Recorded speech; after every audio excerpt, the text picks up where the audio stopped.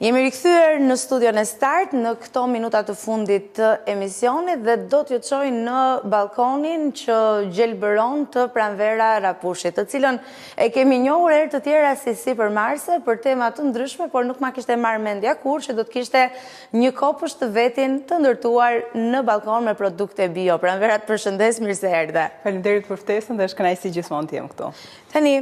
për ta sqaruar, si të lindi kjo ideja për të rritur bim? Nisi me një vazo porciloku dhe unë fakti kam qef shumë bimët dhe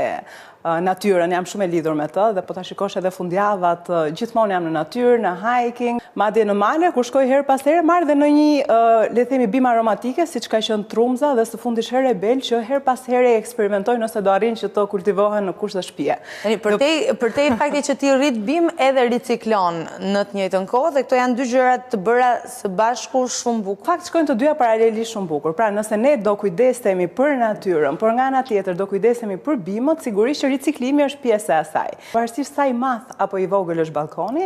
aty ka gjithmonë hapësirë për të krijuar jetë me ngjyra, me aromë dhe me energji të mirë, le të themi, për aq kohë sa ka një dorë që mbjell, një zemër që kujdeset, gjithmonë shpirti do të lulëzojë. Dhe kohët e fundit, të paktën këtë vit, kam zbuluar edhe një produkt tjetër që quhet perlit, nuk e di çfarë ishte, por janë disa gur vulkanik që janë të përpunuar dhe në temperaturë shumë të lartë 900 deri 1000 gradë Celsius, ato shpërbëhen edhe bëhen si poroza dhe shërben për të bashkuar me dheun dhe me humusin apo pleun e për rritjen e bimëve dhe kanë një veti shumë të mirë për drenazhimin. Pra, që bëhet në momentin që ujitet, po themi vazoja apo lulja, bëhet një drenazh shumë i mirë, që nuk ngelet uji i pa kulluar mirë dhe ka një pH neutral. Në Japoni, një nga terapitë më të njohura që psikologët sugjerojnë shpesh herë është një shëtitje në pyll në vend të çdo